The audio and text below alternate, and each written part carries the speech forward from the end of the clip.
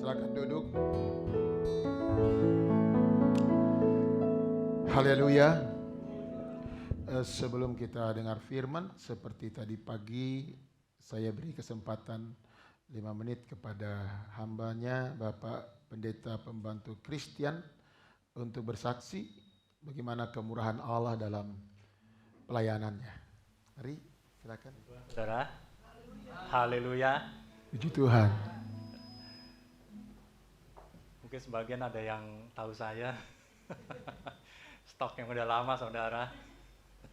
Puji Tuhan saya bisa ada di tempat ini semua karena kemurahan Tuhan, saudara. Dan beberapa minggu yang lalu Bapak Gembala di tempat ini menghubungi saya, saudara, karena ada satu tugas. Jadi saya terima dengan ucapan syukur, dengan sukacita.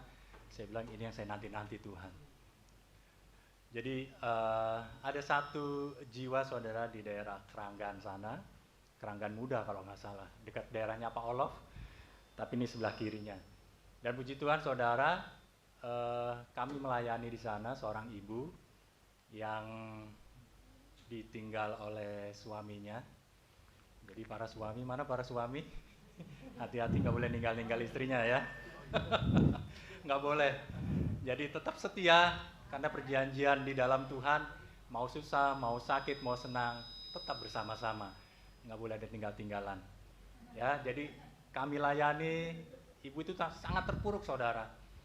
Kami layani dengan sukacita, kami kasih pemberitaan firman Tuhan juga, dan puji Tuhan, dia bisa dipulihkan, saudara. Kemarin kita bertemu lagi, sudah dipulihkan luar biasa, dan dia katakan bahwa pemikirannya diubahkan oleh kuasa Tuhan, saudara.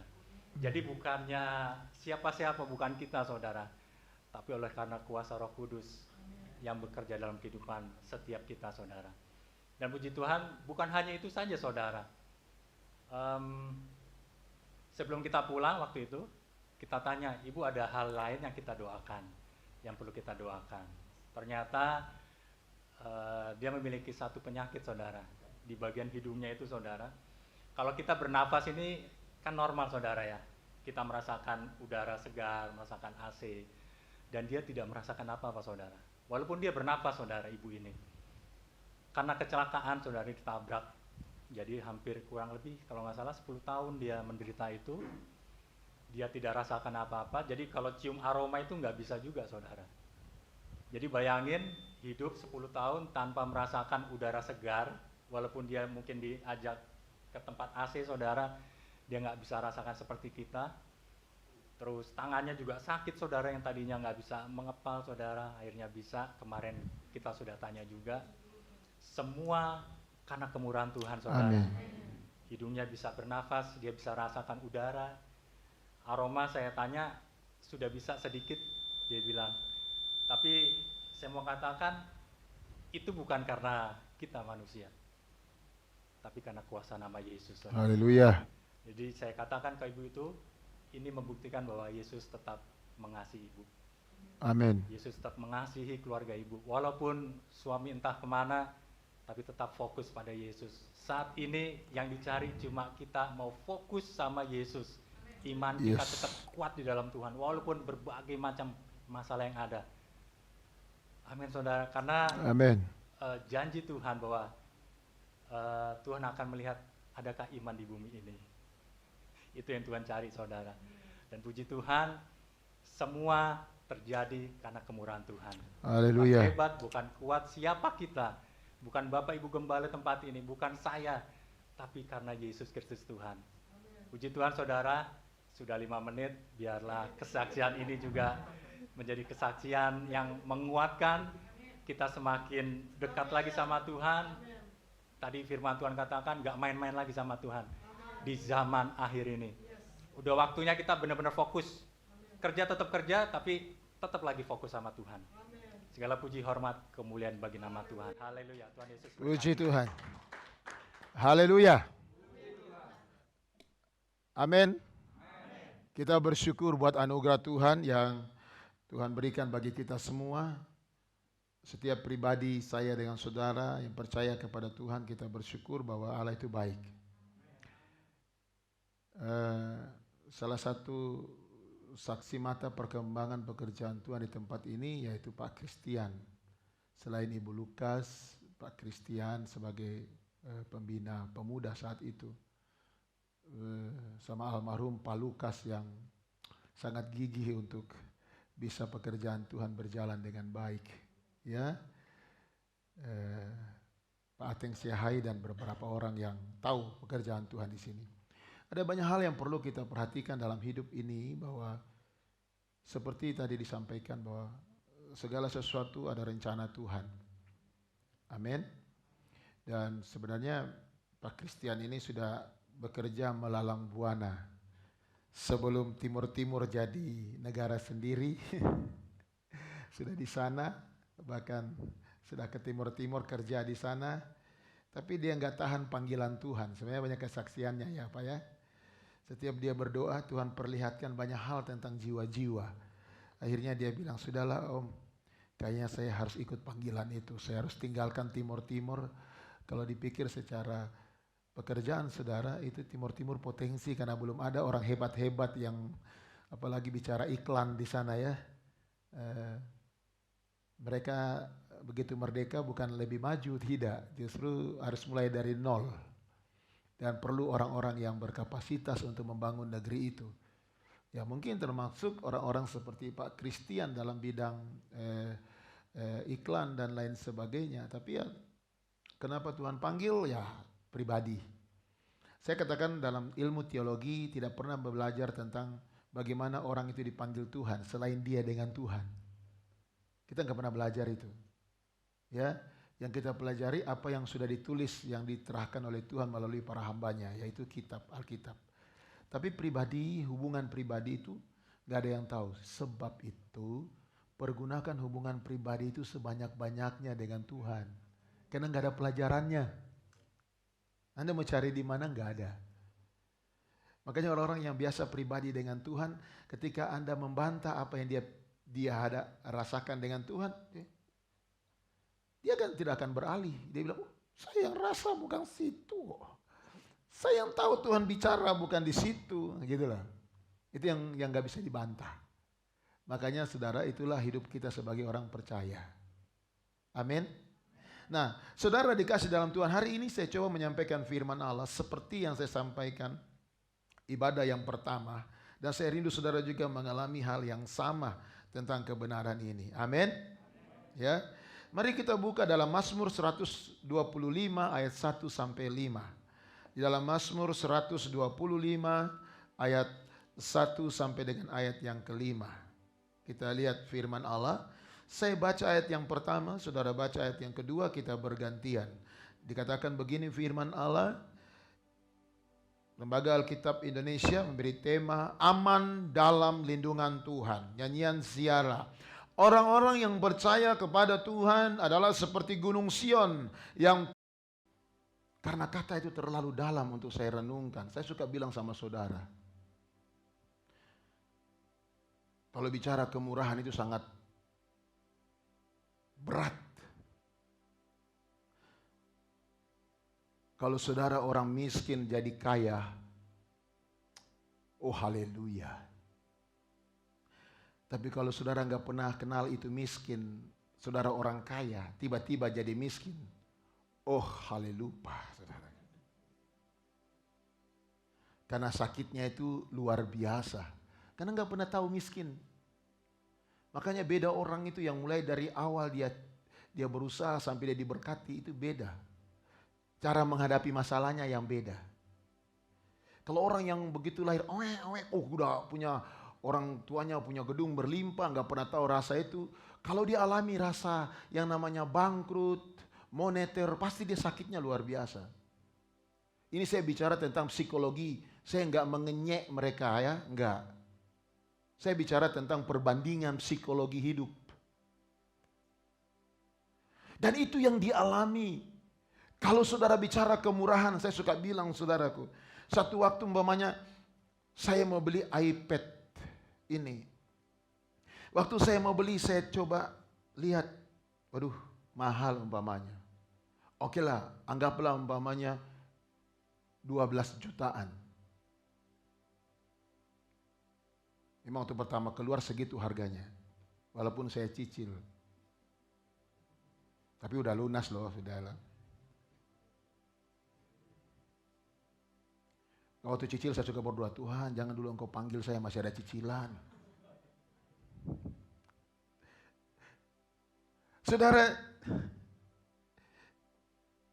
walau saudara bayangkan, kalau kita beli cash 12 juta umpamanya, uang saya cuma 8 juta, saya nggak bisa beli, betul? Apa yang saya lakukan? Saya tunggu dia diskon atau memurahkan diri, betul? Dia murah dulu toh. Begitu, sudah 8 juta, baru saya bisa beli. Itu yang saya katakan kemurahan. Saudara, semua orang di dunia ini nggak bisa ketemu Tuhan, nggak bisa. Dia maha sempurna, maha kudus. Anda itu siapa? Haleluya. Kita itu siapa? Dia pencipta langit dan bumi. Maaf aja saudara, maaf.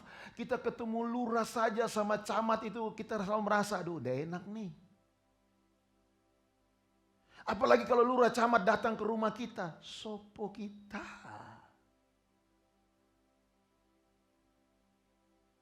Terlalu mahal Tuhan itu untuk didekati.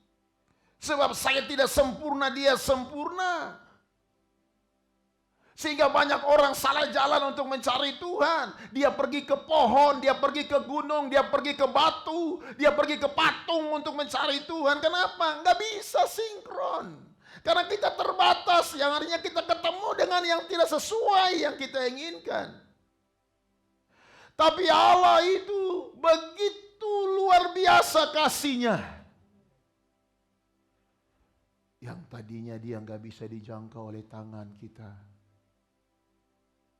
Yang tidak bisa disapa oleh kita. Dia batasi kemuliaannya, dia tinggalkan di tahtanya. Dia batasi kesempurnaannya menjadi tidak sempurna. Menjadi seorang anak kecil di kandang yang hina. Untuk hadir supaya bisa bersalaman dengan Anda dan memperkenalkan kerajaan sorga. Itu kemurahan loh. Dia memurahkan dirinya. Makanya saya nyanyi gitu. Kemurahanmu lebih dari hidup.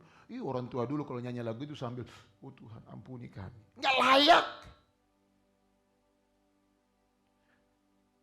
Nggak layak kita bertemu dengan Allah. Musa aja mau ketemu dengan Tuhan saat itu. Tuhan bicara sama dia. Hadap ke gunung ya, saya mau lewat. Karena kalau engkau mau lihat muka saya, engkau pasti mati Musa. Musa langsung menghadap balik gunung, Tuhan lewat. Itu Tuhan lewat aja, masih tinggal kemuliaannya di kepalanya Musa. Begitu dia turun dari gunung, semua rakyat bangsa Israel langsung, Musa kami tidak bisa lihat mukamu. Jangan. Karena terlalu sering bergaul dengan Allah. Orang yang selalu bergaul dengan Allah akan terciprak kemuliaannya.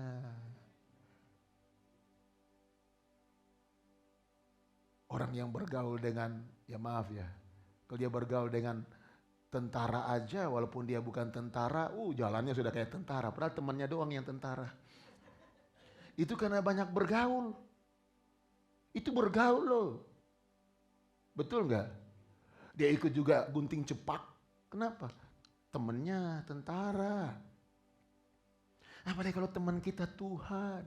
Maka sudah lihat posisinya Daud ketika menghadapi Goliat. Goliat, kamu nggak tahu siapa teman saya? Yang ciptakan kamu tahu. Karena dia biasa bergaul dengan Allah sang pencipta. Dia melihat Goliat kecil. Sehingga waktu dia melawan Goliat, dia nggak perlu senjata yang canggih, lebih canggih dari senjatanya Goliat, nggak perlu. Kenapa?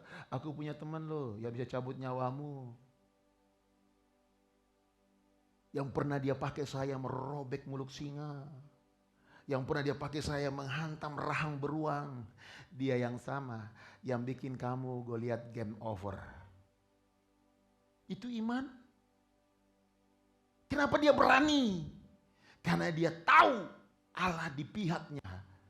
Karena dia tahu bahwa dia seperti di Gunung Sion yang tidak akan goyah. Wow, keren itu loh. Kehidupan kekristenan itu kehidupan di rumahnya Allah yang tidak goyah. Loh, Anda bilang Anda rumahnya Allah kan? Kita rumahnya Allah toh. Kalau kita rumahnya Allah berarti Allah ada dalam kita kan? Kenapa ciut? Kenapa takut? Kecuali rumah itu kosong, gak ada penghuninya. Jangankan Anda, rumahnya Pak Pendeta Vekita Tulus. Berani ada yang ganggu peliharaan di depan aja.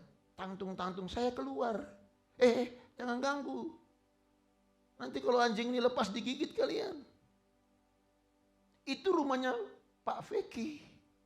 Apalagi kalau ini rumahnya Bapak di sorga. Haleluya. Apalagi kita rumahnya Bapa di sorga. Haleluya. Siapa yang sanggup untuk mengalahkan saya dengan saudara? Yang punya rumah keluar. Barang siapa membinasakan kamu. Barang siapa yang membunuh kamu, aku akan binasakan dia. Keren toh? Makanya kita gak perlu takut dalam keadaan yang ada. Haleluya. Karena kita katakan masa depan sungguh ada. Harapanmu tidak akan hilang. Apa harapan saudara? Apa harapan saudara? Bilang saja. Waktu engkau berharap saya mau keluarga saya tetap dipelihara Tuhan. Tidak akan hilang. Alkitab bilang. Bagi orang-orang yang kuat yang mengasihi Tuhan. Amin. Saudara, inilah firman. Kenapa? Karena hari esok itu memiliki kesusahannya sendiri, kata firman Allah. Saudara bisa lihat dalam Matius 6 ayat 34. Dikatakan di sana oleh kebenaran firman, hari esok di sana tidak akan hilang. Baca sama-sama, 2, 3. Sebab itu jangan kamu khawatir, karena kesusahan sehari. Udah, hari ini aja yang kita pikirin, hari esok jangan dipikirin. Seringkali kita pikirin hari esok. Belum kita masuk udah mikirin, Anda ini siapa? Banyak orang saudara, belum terjadi ke depan, dia udah mikir. Jangan pikirkan apa yang tidak sanggup engkau pikirkan. Karena apa yang kau pikirkan itu hanya sebatas logikamu berpikir. Kemampuanmu, otakmu berpikir. Tapi yang sebenarnya yang Tuhan kasih dalam hidup saya dan saudara adalah hikmat dan kemampuan Allah. Hari esok itu Allah yang punya. Sebab dia hidup. Ada hari esok. Kalau bahasa Inggrisnya dia bilang, sebab dia hidup, I can face tomorrow. Saya akan melihat hari esok. Bukan cuma ada, tapi saya melihat hari esok. Because he live. Itu bahasa Sumatera Utara. Haleluya. Amin. Karena dia Allah yang luar biasa. Haleluya. Dia punya kekuatan yang besar. Dan dia Allah yang demikian yang memelihara saya dan saudara. Besok ada karena Allah menyertai saya dan saudara. Amin. Hari esok itu memiliki kesusahannya sendiri, nggak usah dipikirin. Biarkan hari esok itu urusan Tuhan. Kita mengucap syukur aja dengan hari ini. Kenapa? Karena kita tidak perlu disibukkan memikirkan keadaan esok. Dengan selalu dihantui oleh berbagai hal yang membuat takut dan khawatir. Apalagi saudara rasa takut dan khawatir itu sampai-sampai melampaui iman kita.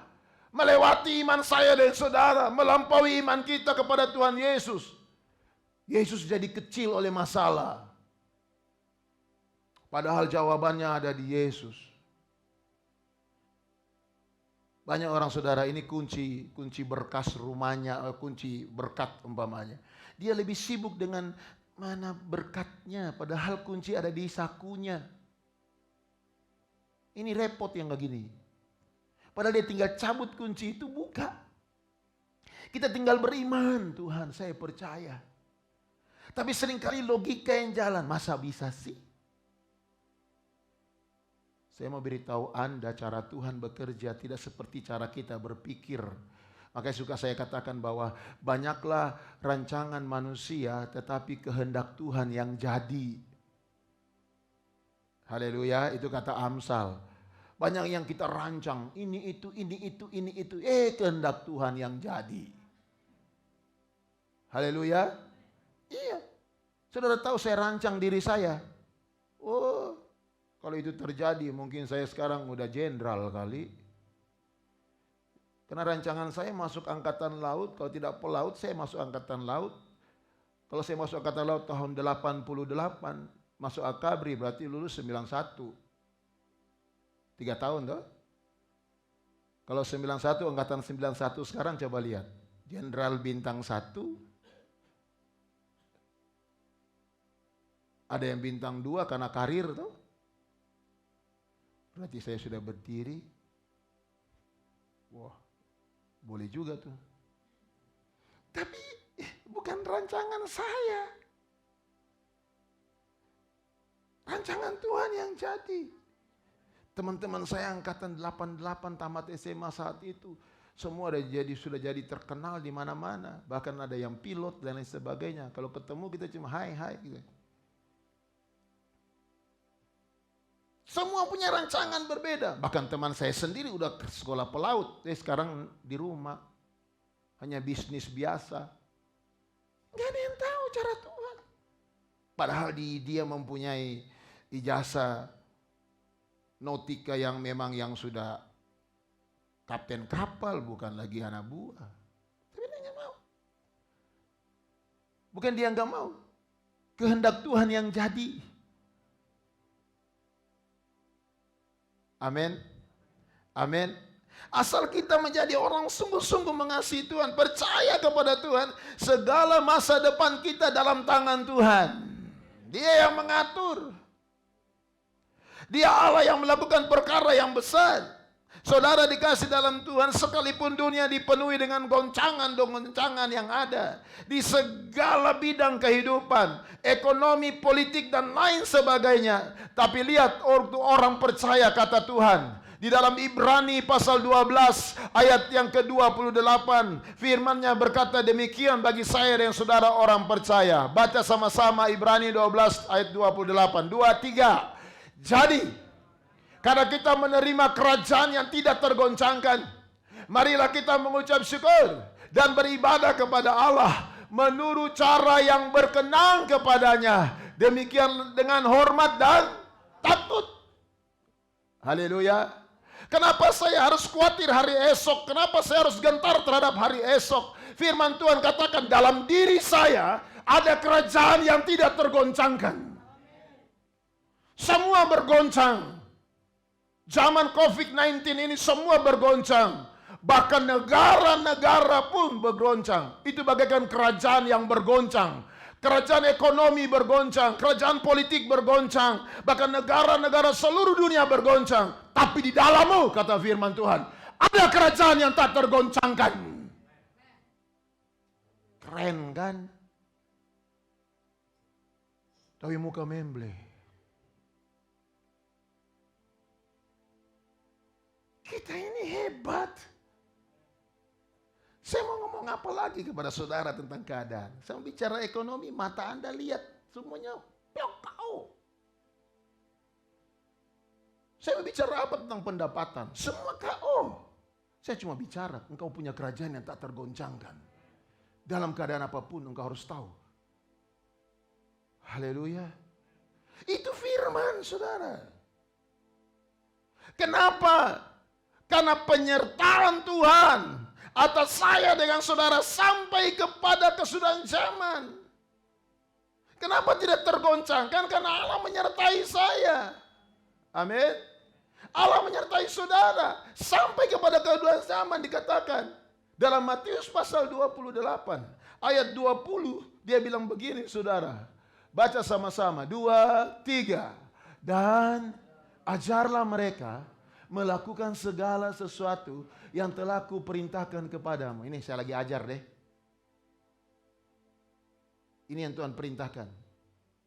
Supaya kalian tahu bahwa kalian punya kerajaan tak tergoncangkan. Terus. Dan ketahuilah. Stop dulu. Harus tahu ya. Kalian harus tahu. Kalian harus tahu. Itu yang harus menguatkan kita.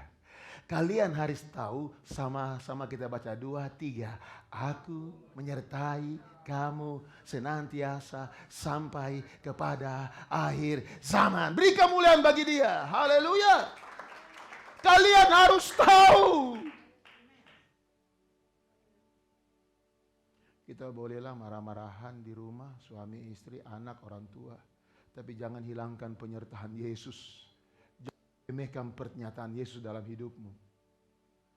Seringkali saudaraku ketika kita bentrok satu dengan yang lain, apa yang terjadi? Nah, saya nggak mau ke gereja lagi. Kok Yesus dilibatkan? Dia menyertaimu loh. Sampai kepada akhir zaman. Kalau kita manusia bentrok itu urusan manusia. Jangan Tuhan diremehkan yang menyertai kita. Jangan dukakan hati Tuhan. Sehingga kita selalu komplain dengan Tuhan. Lucu, kalian yang punya masalah, kalian komplain dengan Tuhan. Tuhan bilang begini, nah, kok saya, apa salah saya ya? Kamu yang punya masalah kok saya disalahin? Memang saya ini sutradara suruh kalian berantem? Enggak kan? Kalian sendiri yang berantem. Tapi kalian libatkan Tuhan seakan-akan Tuhan tidak peduli. Tuhan ada di mana? Kamu yang berantem. Coba saudara, tetangga saudara berantem, dia datang ke Anda. Pak, tolong Bapak ini, Bapak gara-gara Bapak saya berantem. Kalian yang berantem. Saudara, itu yang kita lihat dalam firman ini. Bahwa Allah menyertai kita senantiasa. Ya saya suka dengan kata, dan ketahuilah. Itu enak. Kamu harus tahu ya. Iya Pak. Saudara, kalau saudara berperkara tentang persoalan sesuatu. Dan saudara itu benar. Tapi saudara dicoba untuk ditidakbenarkan. Lalu di belakang saudara umpamanya ada hakim yang tahu saudara itu benar. Lalu dia bilang begini, kamu harus tahu. Saya ngerti kok itu kamu yang benar. Jangan takut, kamu harus ketahui, saya nyertai kamu. Oh. Betul? Saudara kan? Allah sertai saya. Dahsyat. Corona di depan ngancam saudara. Ayo maju lo. Maju loh, saya ada di sini. Umpamanya. Saudara udah pakai masker, udah pakai semuanya. Saudara sudah kayak kepompong lagi lewat. Tapi corona mengancam terus. Yesus bilang di samping Anda, jangan takut. Saya menyertai kamu. Amin. Haleluya. Oh, banyak kesaksian saudara. Ya kita bersyukur Tuhan itu masih sayang kepada kita semua. Saya bersyukur juga hasil rapid test presiden kita kemarin di Kebun Raya Bogor ditanya bahwa negatif. Padahal dia sudah bertemu dengan wakil wali kota Solo yang COVID. Kan Tuhan masih beri kesempatan kita. Mari kita gunakan sebaik-baiknya.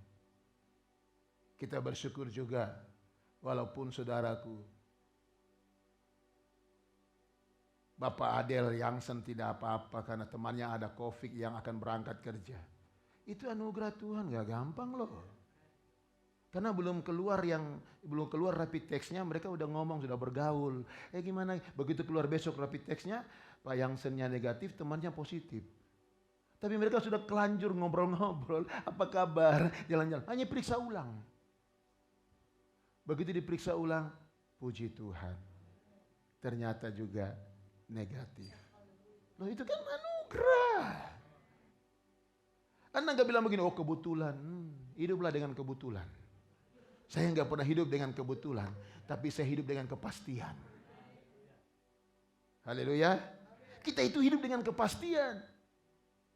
Bukan hidup dengan mudah-mudahan.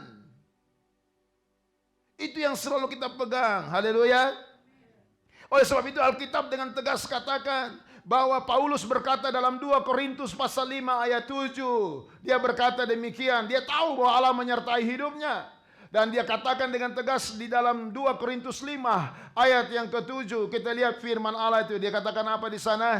Baca ayat itu. 2 Korintus 5 ayat yang ke-7. 2, 3. Adalah hidup karena haleluya. Amin. Hidup kita itu hidup karena percaya. Orang yang berjalan bersama Tuhan, yang hidup di dalam kerajaan Allah yang tidak tergoncangkan, itu melihat hari esok karena percaya. Bukan karena melihat. Anda bayangkan Anda hidup karena melihat, langsung buka TV. Yang sudah kena COVID 2.000 orang, yang kena COVID bertambah 3.000 orang, yang COVID bertambah 4.000 orang, bertambah-tambah itu seumpamanya. Lalu Anda karena melihat berjalan hidup ini, aduh Tuhan, bagaimana ini? Karena Anda hidup karena percaya. Anda harus berjalan karena percaya. Amin. Bukan berarti saudaraku karena percaya lalu hikmat kita memakai segala-galanya kita tinggalin. Oh karena saya orang percaya, saya keluar rumah, Anda nggak pakai masker. Karena nggak merasa yakin orang percaya. Saya saudaraku, kalau Tuhan bilang di kuping saya, Pak Pendeta nggak usah pakai masker, saya menyertaimu, baru saya nggak pakai. Asal dia bicara langsung di kuping saya ya. Tapi kalau Tuhan nggak bicara di kuping saya, dia pakai pemerintah keadaan, pakai masker, jaga diri, pakai dong. Amin. Kecuali Anda mau cepat pulang ke rumah Anda di sorga, silakan, nggak usah pakai masker. Berarti Anda mau cepat pulang. Siapa mau cepat pulang angkat tangan. Nah, nggak ada. Karena kematian bagi kita cuma tidur. Kita itu punya kepastian, sebenarnya kita ini yang paling nekat kalau mau. Kenapa? Nggak usah lah biar saya, kalau Tuhan panggil ya panggil cepat. Kita harus paling nekat. Waktu saya webinar, saya bicara saudaraku. Orang-orang beriman di zaman pada waktu reformasi, zaman Martin Luther. Ketika terjadi penyakit pes melanda saat itu. Bahkan dia ada disebut dengan hari kematian, penyakit yang disebut itu. Pada saat itu. Black Death. Dan saat itu saudara orang percaya ngapain? Dibilang sama Bapak Reformasi ini. Pak tolong kita harus keluar dari kota ini. Karena kota ini sudah terpapar penyakit menular. Dan semua sudah pada mati. Apa kata Martin Luther? Tidak. Lalu muncullah satu tekad. Semua rumah sakit orang Kristen jangan ada yang pergi. Semua pendeta-pendeta jangan tinggalkan jemaat. Mari kita tunjukkan Allah kita dahsyat. Dan mereka pakai juga, bukan mereka tidak pakai, tapi sekalipun anaknya Martin Luther cewek harus mengalami dan meninggal. Tapi dia tetap bertahan. Dan bukan sedikit orang percaya kepada Tuhan.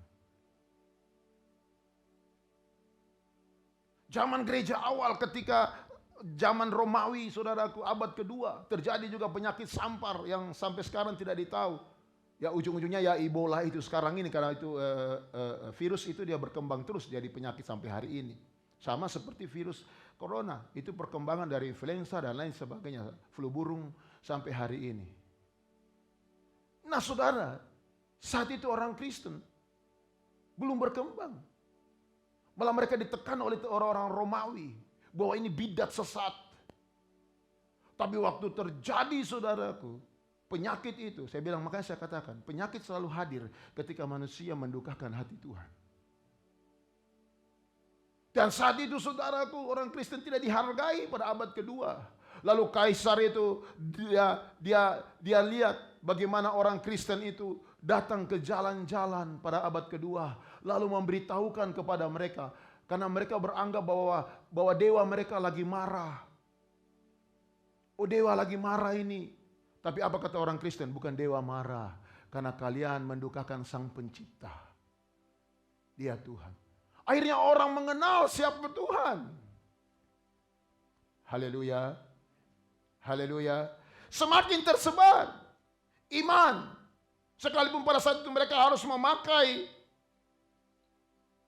masker saat itu. Tapi iman mereka tidak bisa dihalangi untuk menyelamatkan orang lain. Sehingga ada satu falsafah yang mereka katakan, lebih baik saya mati di samping tetangga saya daripada tumpukan masker di rumah saya. Anda bayangkan, sampai segitu tekad orang Kristen saat itu. Dia bilang, lebih baik saya mati di menolong tetangga saya daripada tumpukan masker di rumah saya. Kenapa? Karena dia bilang begini, jangan pernah takut, nama kita sudah ada di surga. Sebenarnya kuncinya itu ada di kita. Haleluya. Haleluya. Bahwa Allah mau menunjukkan kuasanya yang kita diberikan kepada kita. Makanya dikatakan di sini saudara, hidup kita bukan karena melihat, tapi karena percaya. Jangan jadi orang Kristen selalu dengan mata terbuka secara jasmani melihat kelemahan, lama-lama saudara juga lemah. Bukan itu firman Tuhan. Kita hidup karena percaya. Berarti saudaraku, mari kita melangkah dengan iman. Karena kita bukan lagi mengandalkan kekuatan sendiri. Tapi kita mengandalkan kekuatan dari Allah. Kita mengandalkan Tuhan. Kita berserah kepada pimpinannya. Jangan saudara melewatkan hari tanpa melibatkan Tuhan. Dan kita harus meminta penyertaannya dalam segala hal hidup ini. Amin saudaraku. Kita minta penyertaan Tuhan.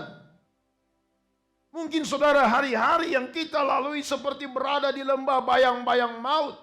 Tetapi lihat apa yang dikatakan oleh Daud. Di dalam Tuhan adalah gembalaku. Dalam Mazmur 23 ayat yang keempat. Mazmur katakan di sana, Daud bicara ketika Tuhan tergembala dalam hidupnya yang memelihara dia. Maka dia berkata begini, baca sama-sama, 2, 3. Sekalipun aku berjalan dalam lembah kekelaman, dalam kurung COVID-19, aku tidak takut bahaya.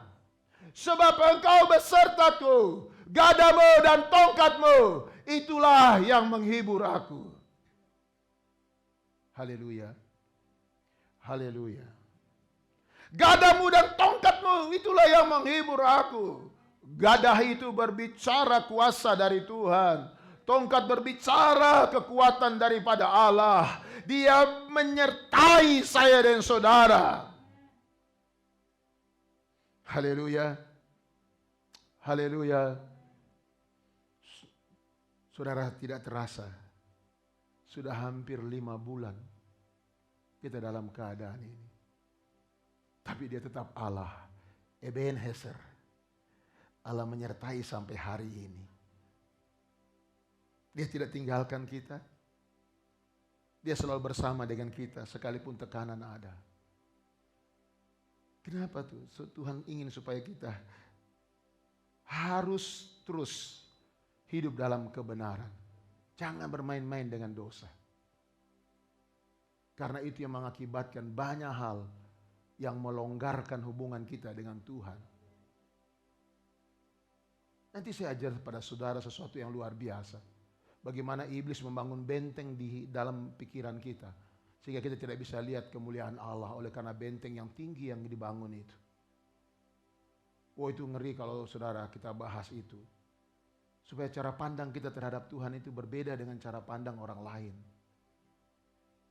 Tuhan mau cara pandang kita itu sama seperti dia dan anak, bapa dan anak. Tiap hari ada curhatan. Haleluya. Tadi pagi saya bicara sama anak-anak muda. Kalau engkau masih punya orang tua, terbukalah sama orang tua. Ada masalah apa, ngobrol lah. Sekalipun mungkin gak memuaskan hatimu jawabannya, tapi paling tidak engkau sudah ngobrol masalahmu. Karena itu saya bilang tadi saudara, apa yang terjadi di media saat ini. Ketika kita harus lihat keadaan salah satu pegawai televisi yang dikatakan bunuh diri. Papanya lihat dia baik-baik aja. Tapi kita kan tidak tahu dalam diri anak itu ada apa. Mungkin dia tidak terbuka kepada keluarga. Ya mungkin itu. Karena nggak mungkin polisi salah dalam hal. Karena mereka ahli dalam bidang itu. Tapi polisi juga terbuka kalau ada apa-apa. Ada hal yang baru silakan. Tapi untuk sementara menurut anggapan adalah mengakhiri diri dengan bunuh diri. Tapi orang tua merasa sedih tuduhan itu. Ya betul, siapapun tidak sedih. Ya mungkin karena tidak terbuka dengan orang tua. Ya mungkin ya, tanda kutip, saya tidak menuduh.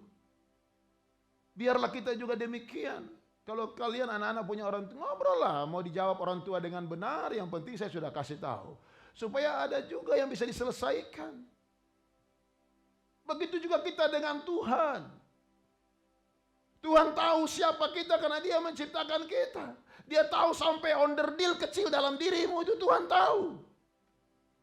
Tapi seringkali lucu, ada onderdil di dalam diri kita ini rusak, kita nggak kasih tahu sama profesornya. Kita perbaiki sendiri. Akhirnya onderdil lain yang rusak. Kita berusaha untuk memberi betulnya sendiri, nggak bisa. Tuhan yang lebih mengerti dirimu.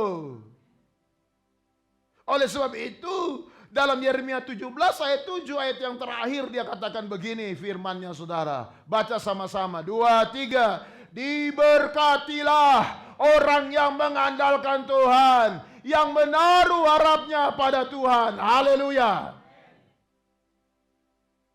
Oh, diberkati? Andalkan Tuhan.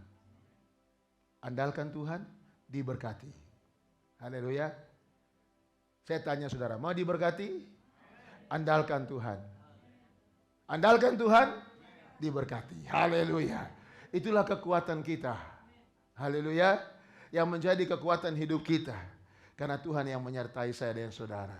Dia nggak tinggalin kita. Dia selalu bersama dengan kita. Dia yang memberikan kita kekuatan. Tundukkan kepala saudara. Terima kasih Lord Jesus.